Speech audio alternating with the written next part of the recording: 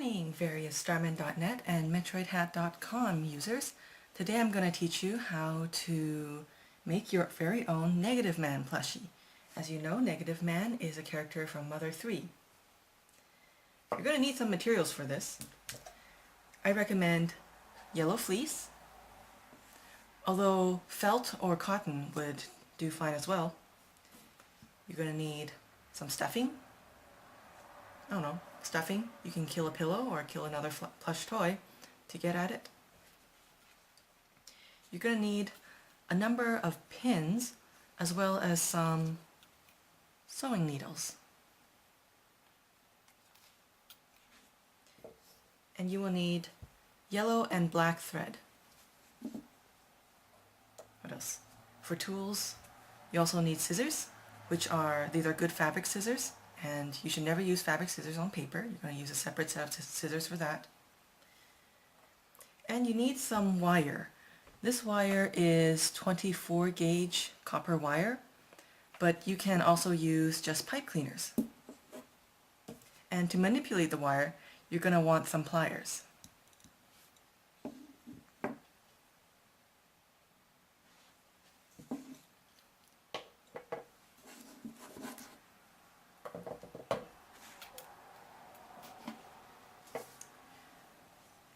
So first of all, I'm going to show you how to cut pattern pieces.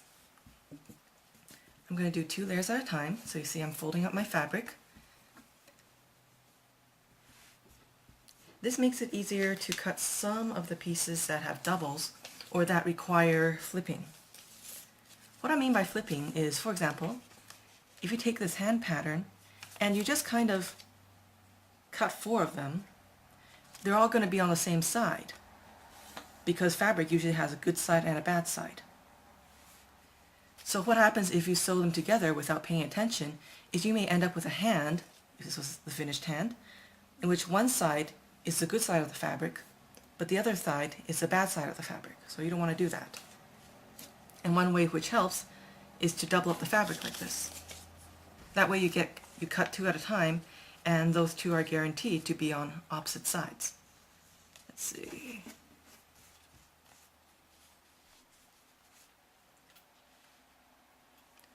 So you just pin the fabric, pin the pattern to the fabric.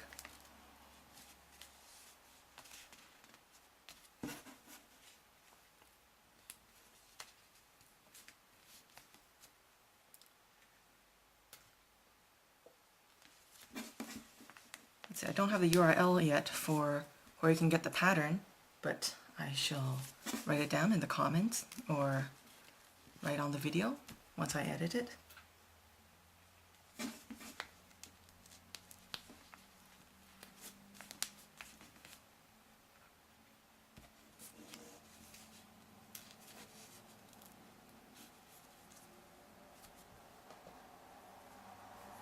And then you cut around the pattern.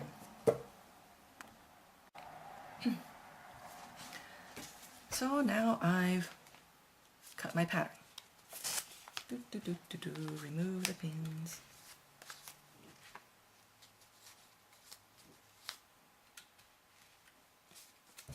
Alright, now we have 2 hands.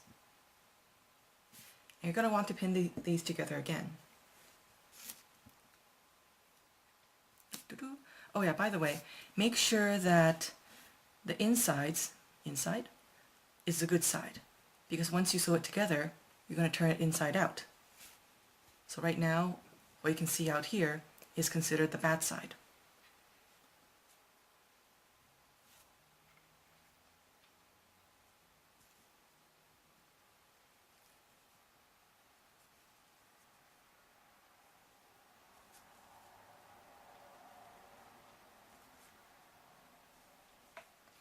Pinning stuff together means that when you're sewing it, the fabric doesn't shift, and it tends to shift a lot.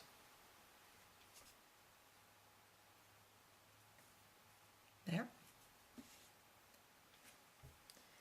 Okay, now with some arms and legs cut out, we're going to sew them. And if you're not familiar with sewing, I'll just give you a quick tutorial on how to do some hand stitching. So first of all, you get a needle. Probably can't see very well because it's blurry. It's just a normal needle. It's got a hole, or an eye as it's called, and it's got a pointy end. And just for demonstration purposes, I'm going to use black thread so you can more easily see what I'm doing. Okay, I'll just take a bit of thread, not too long, and cut it. I'm going to moisten up the one end a bit and put it through the eye of the needle. Ta-da!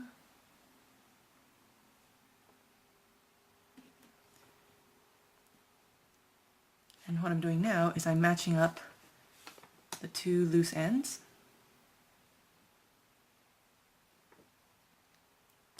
I'm forming a loop and then putting those loose ends through that loop. And then pulling it tight so that I have a nice knot. Pull it tight. There we go. I want to do this at least twice on the exact same knot. Therefore I get one big fat knot. And it doesn't matter if you do it like 5-6 times because you keep missing or the knot's not big enough. It's not a big deal. Okay, I'm going to start on the hand first. What you want to do is you basically want to sew around the hand, but leave the bottom part open because we're going to use that hole to turn the whole thing inside out. And if you noticed on the pattern, where I ask, like on the pattern there's actually stitching lines on the hand, and you will notice the edge, like where the fingers are, the edge of the stitching line is quite a bit further from where the fabric actually stops. So for example, when I stitch, I will want to stitch down here as opposed to up here. I wonder if that made sense, but you'll see once you try it out. Oh, by the way, all my patterns have a very small seam allowance. What a seam allowance is the distance between your stitched line and the outer edge of the fabric. So mine tend to be like 4 millimeters. Anyways, sewing, hand sewing. I'm going to do what is called a running stitch. What it is you basically pierce the needle into the fabric where you want it to be. Oops. Pull it out, and a slight distance away you put it back in. Right. And a slight distance away you run it through again. So you get this sort of dotted line effect.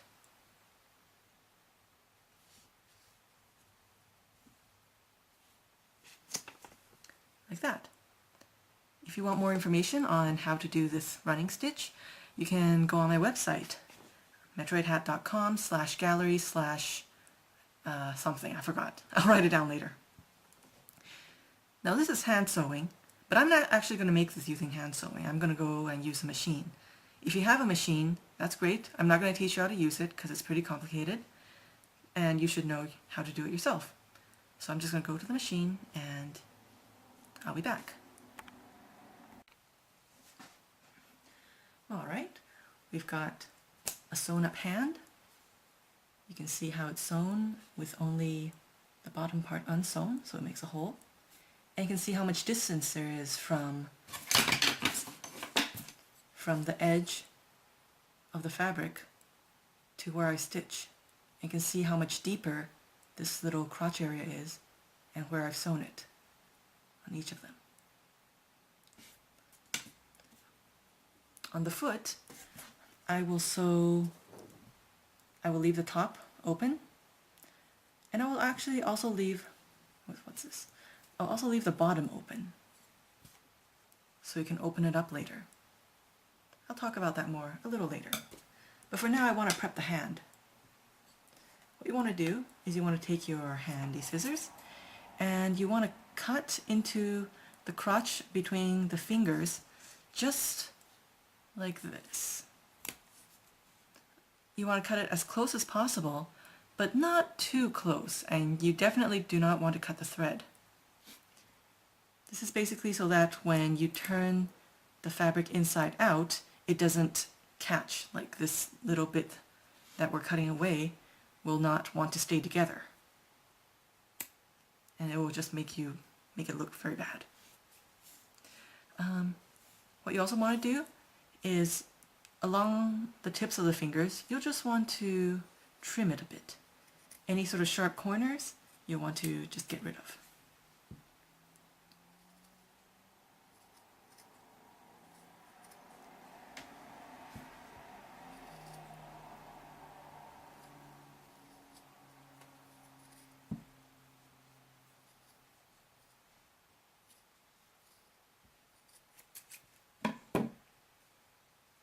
There we go. So now all the fingers are rounded.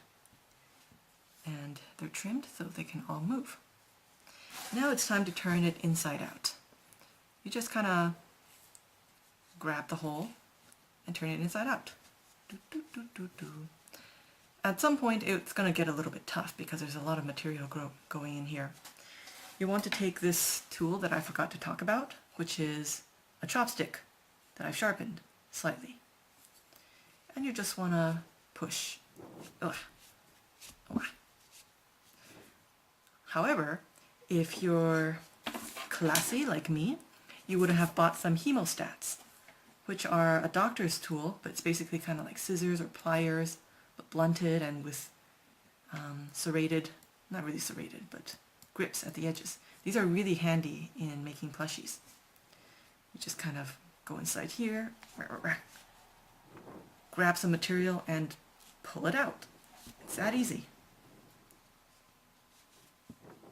It's doable with chopsticks, and for many years I didn't have any hemostats to work with while I was making plushies.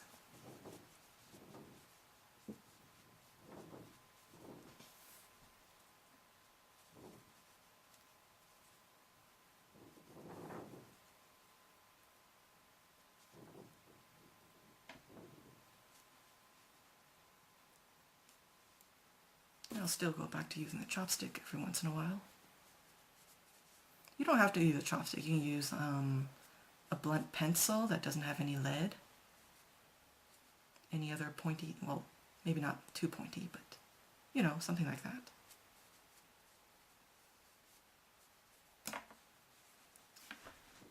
Hello, it's a hand. Woo. Okay, now we're going to prep the foot a little bit more. Where's my other foot piece? No. Where'd it go? Oh, here it is. Okay, so we got the foot, and it's opened at the bottom. So what you want to do is you want to cut 2 of the foot bottom pieces.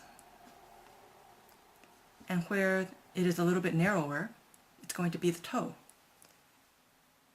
So you place it against the bottom of the foot, like this.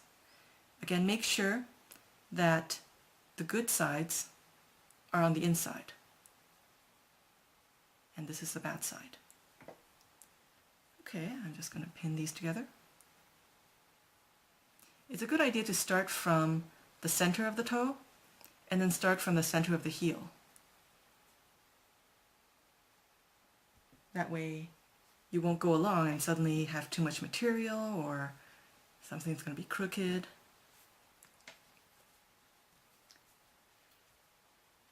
And just pin along the edge so that it's stable when you sew it. There. It's pinned. And I'm going to want to sew entirely around this foot.